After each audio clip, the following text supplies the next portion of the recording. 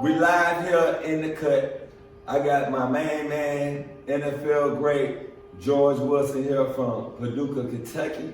We interview him here tonight, and we just gonna get to the basics with him, man. He's a good guy, and we're gonna enjoy ourselves tonight, man. So George, let me ask you this. How was it growing up in Paducah, Kentucky? Man, it was cool, bro. Paducah's a small town, about 25,000 people. So, you know, we can put my whole hometown in the Mercedes-Benz Dome and have plenty of seats left, you know. So it's not really a big place.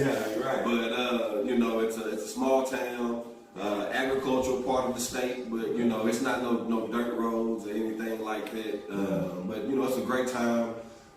Grow up in good family environment, you know, and it really, you know, was humble beginnings for me. But, you know, at the end of the day, that's part of my foundation and why, you know, I am the person I am today. George, I see you were a standout football player named All-State and standout in basketball as well, and track as well. So tell us a little bit about that. We all were athletes. You know, she was like, hey, if I keep you busy enough, you won't have time to get into trouble. You know, and so we was in athletics at the beginning of the school year with football, going to basketball, right into to track or baseball season. So I was in sports before the school year started, and I was still playing sports after the school year ended. And so it just taught me, you know, the value of being able to balance being an athlete, but putting the main priority, which is your education first. You know, being a student first and an athlete second. Right. And if I get a good education, if I learn everything that I was supposed to learn in the classroom, that'll open up doors and create opportunities for me in the future. So, you know, just being able to be active, you know, in athletics allowed me to be able to develop my leadership skills, right, you know, my communication skills, and just be able to put me in you know, different circles of people so that I can learn to adapt in different circumstances and different situations, and, you know, just be a well-rounded individual. Because, you know, you guys are athletes. Right. You know, playing sports, you know, is a great foundation to be able to teach you life skills and things that, you know, that you otherwise wouldn't be able to acquire, you know, through a regular life. So being an athlete, you know, it's definitely made a huge difference in my life, just in part of my life skills and the communication skills. Right. So I'm going to this, man, a stellar career, man, in high school, man. I looked over everything, man. I see, man, when you finished off, man, everything in high school, George, man, I played receiver myself. When so when I see these stats, you got them hands wrong. Oh no, I never hit that. I got them hands, but man, your stats were unbelievable, man. 81 catches for your career, man. 81 catches. 1723. What? For the yards. Oh, you was a bad and 24 TDs. Oh, you was a bad man. You was a bad man, for your career, man. Let's give me a breakdown, man, on everything that was going on, man. Man, with your career, man, on where you was focusing on, man, we were really on the grind and on that practice field, just at the high school level, for the kids to know on the high school level, what makes it take when you out there on that field in high school, though. Already, yeah. You know, it's about the grind. You know, it's about your work ethic, your attitude, you know, so I had an older brother who was like 6, almost 7 years older than me. Okay. And so he played football too, you know, at high school as well. And so when he was a senior, I was in the 6th grade. Right. And so he was getting recruited by schools, and he actually had an offer from University of Kentucky. And so the coach came to the house, you know, sat in the living room with my mom, my sister, my brother, and myself. And he made an offer to my brother. And my brother committed to go to University of Kentucky that night. Word. And so the coach's name was Joker Phillips. Right. And so I'm familiar with Joker. Yeah, right. Well-rounded guy. Absolutely. Yeah. And so when Joker was getting ready to walk out our front door, he turned around and looked at me and said, "In 6 years, I'll be back for you." That's what I'm talking about. You know, and so like that lit a fire in me, because I saw my brother go through it, and now he's about to go play college football, you know, and I'm like, I want that same opportunity. And so day in and day out, from that day forward, everything that I did, whether it was on the field or in the classroom or in my neighborhood or what have you, everything I did was to take a step toward that goal of being recruited and being able to play at the next level in college. You know what I'm saying? So that set the tone for the rest of my childhood, at least for my teenage years, rather, you know. Right. And so when I got to high school, you know, it was all about the grind. It was about the grind, right? You know, when I wasn't in school or playing football or basketball or whatnot, you know, I worked out at my grandparents' farm. You know, we raised tobacco and we chopped wood. You know, I learned how to drive a tractor. You being right. So I worked in the worst of conditions, the heat of the summer and the brutal cold of the winter. Yeah. And it was about earning a living and developing a work ethic and being responsible, being accountable, making sacrifices. Right. I'm sacrificing time for my friends to be able to put $1 in my pocket. Right. You know, and so I took that same mentality from working at the farm to the football field. Working in the tobacco field is not fun. It's not fun. No, it's not. Oh, no, I know. So when they got to football practice, that was cake. It was easy. It was easy. That was in my nature because they worked. 2 days that went there for you when you been out there, right? Exactly. It was in my DNA. I worked in the watermelon field. Yeah. So I know exactly. Man, if you do any type of farm laboring, bro, it'll change you because it takes a certain kind of person, a certain mentality to put your body through that uncomfortable feeling of sweating in the heat of the day and having to really grind and work. You're not sitting down, you're working on your feet, you're working with your hands. And so when it came to football, man, that was cake. I can run sprints, I can lift weights, I can do whatever coach needs me to do, I'm willing to do it because it's this second nature to me. And so I was always one of the first guys on the field. You know, even when practice is over, I stay after and do extra stuff. You know, I never forget one day after practice, my high school coach is talking to us about grades. Some guys were slipping in the classroom. You know, and he's like, hey, you guys got to get your education. I know a lot of y'all want to go to the NFL and all that, but in all honesty, less than 1% of y'all going to have a chance to go to the NFL. You're absolutely right. No lie, my homeboy tell you, my homeboy named David Dobbins, he was sitting beside me on the knee when Coach made that statement. As soon as he said that, I turned to David. I said, David, I'm going to be in that less than 1%. Facts. You know what I'm saying? Like I already had claimed it. You know what I'm saying? So, and I knew that I wasn't going to be outworked, you know, and nobody was going to be able to take it away from me. And so that was just my grind mentality, you know, day in and day out. And then those numbers y'all stated, man, I got them numbers just after 2 years, you know, my junior and senior year, and we ran the triple option. So all them were one receiver routes. Them were one receiver routes. You know what I'm saying? But see, I learned because I watched film, and then I practiced. When I got with my quarterback, I could run the hell out of a fade route. Right. You know, most receivers, a lot of them don't know the art of running the fade to make the throw easy. Exactly. And then I played basketball. And so I played football when it comes to a jump ball. I played football with a basketball mentality, going to rebound and jump ball. Right. And so, like, it was just the ball up, I'm up. And if I don't come down with it, nobody comes down with it. And so that was just my mentality, bro. I wasn't going to be denied. And you know, my career speaks for itself just with work ethic, having a positive attitude, and just being willing to do whatever it takes to see your dreams come true. You know? You put that in, you put that grind in. And see, when you put the grind in early, everything else comes easy. Exactly. It's second nature. Nobody got to motivate. They gotta motivate you. You know, I'm a self-starter. If coach gotta tell you what to do, you too late. You too late. You too You late. ain't gonna be out. You know, you wanna be. It's a thin line between being average and good and being good and great. And the difference is the work ethic. What are you willing to sacrifice? What are you willing to do? You know, I used to run my neighborhood by myself. You know, this journey, you know, from Paducah, Kentucky to the NFL, it was a lonely journey. You know what I'm saying? Yeah. And a lot of people, you know, you come from your hometown, you come from your neighborhood, small town or big city, you try to take everybody with you, but everybody can't go with you. You know what I'm saying? It's a lonely journey. When it comes to getting in them trenches and getting it out the mud, no, most people not willing to put that time and make them sacrifices, you know what I'm saying? But I was willing to do it, you know? And God blessed me with his favor and to be able to take advantage of the opportunities that I got. And man, you know, I'm just so grateful for it because, you know, all those experiences on the farm helped to prepare me for what was to come. You know, helped me to prepare prepare for what was to come, you know, because when I left from high school to go to Arkansas, I know we're going to go into that. Yeah, we're going to go into that. Yeah, you're right. You know, give us a brief on it, though. My performance in the classroom is what continued my Exactly. dream of getting to the NFL. It wasn't the football field. Right. You know, when I played all them sports and I had a 3.7 GPA in school. Man, that is excellent. And See, that would mess me up. And so but that was because my mom, and still she gave us two options. Right. After high school graduation, you either go into the military or you going to school.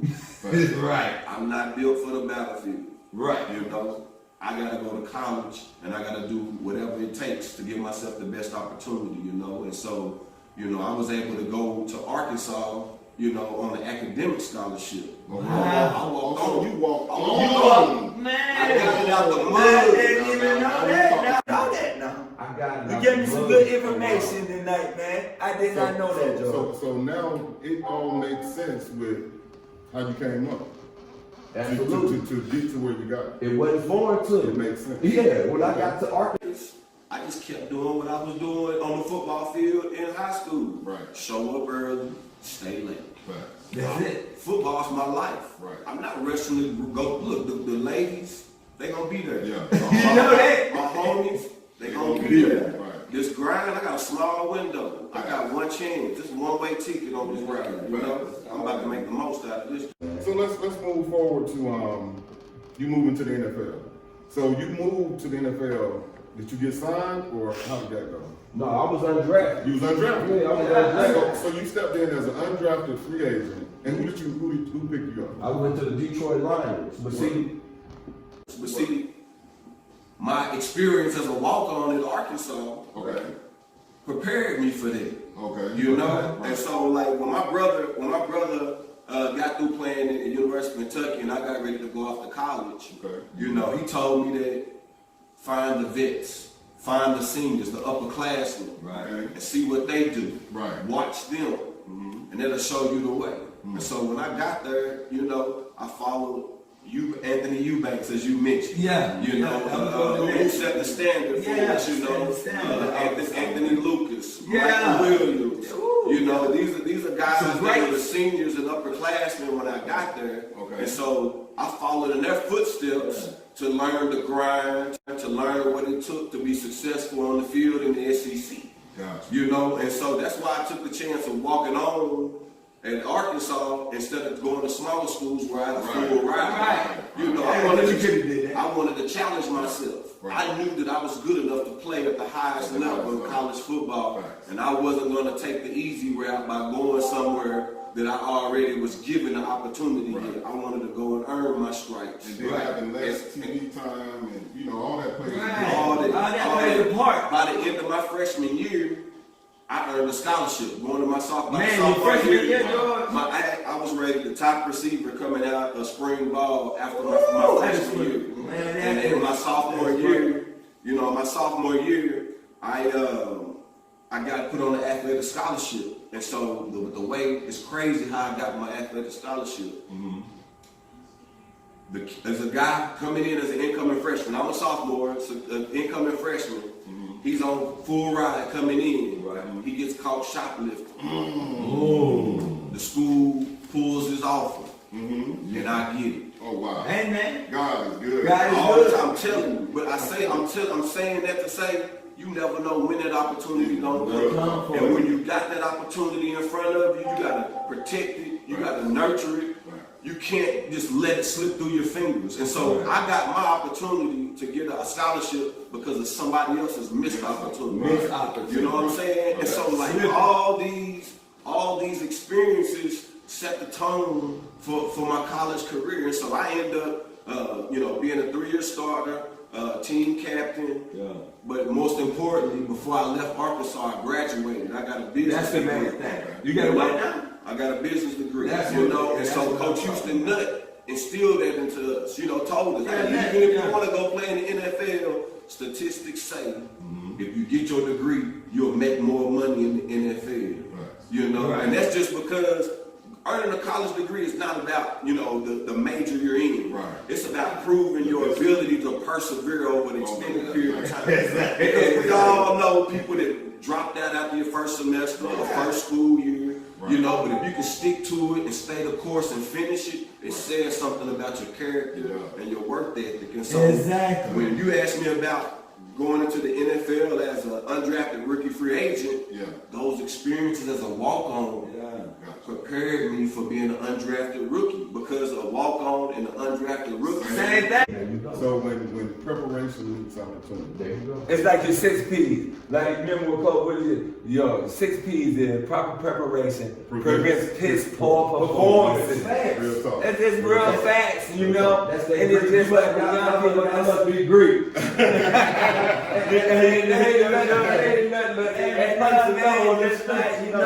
And just in my life though too, Jordan, I had some falls and that, but the work ethic though, especially when you're out there, you know, as soon as you get off track though, and it fall out, man, you stay the course, man, and that's what made you great, man. And like that's why I tell young people too today, if you fall off course, you're gonna fall off. You gotta stay the course. You gotta stay. You know what I'm saying? You gotta stay the course. Keep the main thing, Stay the course. You know where you wanna go. Right. Keep that. Man, so Joe, I'm gonna ask you this though, man. I know you, man. That was a hell of a career at Arkansas, man. And I looked at your career stats, man. And after all that grind, it paid off for you. You know what I'm saying? So when I seen, man, and then like I ain't gonna lie, before I met you in real life, man, I used to look at you, man, on TV and that shit. I'm like, who is this boy? You know, because you know, in the NFL, his name, you know, he played safety. That's right. But then when I just doing the research now, I'm like, that's the Wilson. That's him. That you been watching You know, I'm not at the sit behind you guys like, man, that's Jordan. Right. But he plays safety now. That's right. Man, career stats at Arkansas Murray. Let's see him, man. You got him? I got him, man. 44 games. Okay. 144 catches. What? What? 14.90 catch. Oh boy, you was that guy. 16 TDs, man. Oh yeah. I mean, Oh, yeah. how was it? I mean, just give me the experience, man. You know, because I did go to an SEC school for a minute, and again, me wrong. Double R. On the road. I was on the track for a minute. I got off the wrong train for a minute. But then tell me, you know, your experience at Arkansas, man, on that campus, man, SEC football. Just playing in the state of Arkansas, there's no professional teams there. Right. So the Arkansas Razorbacks is the pro team, you know. So everybody in the state knows your name, you know, cheering for you. You know, that hog call. Yo, yeah. Like, you know, this man. I never heard You of did that. You gotta watch the game. Yeah. That woo I know I've been out there. They do it to start the game. Yeah, they ready. And so, like, that's some of the most passionate, you know, sports fans, especially football. You know, but man, my experience was great. You know, just playing in Fayetteville, but also in Little Rock. You know, Little Rock was a smaller stadium. We usually played night games there, so the fans were lit up. Oh, they yeah, tailgating all oh, day. yeah. You know, and so I think we never lost a game in Little Rock when we played there. Were you there? We were undefeated playing in Little Rock because of the home field advantage that it really gave us. You know, it was a loud environment. Yeah, it was a loud environment and everything, but you know, just being on campus was great, man. College was the best days of my life. We're gonna get to it. I played 11 years in the league. But man, them 5 years on campus, bro, that was the best years of my life. Exactly. Even though it was a struggle financially. You know, we didn't have the checks and the money that the NCAA allowing the schools to give you now. You know, but everybody's at the same place. Right. Everybody around you is trying to figure out who they're going to be.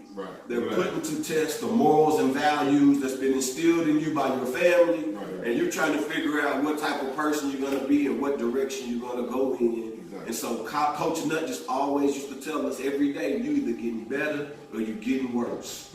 You know, and these are the best days of your life, man. Take advantage of it. And I certainly took advantage of my time. You know, You know, I pledged Omega South 5 as a sophomore. Oh, you cute. I am.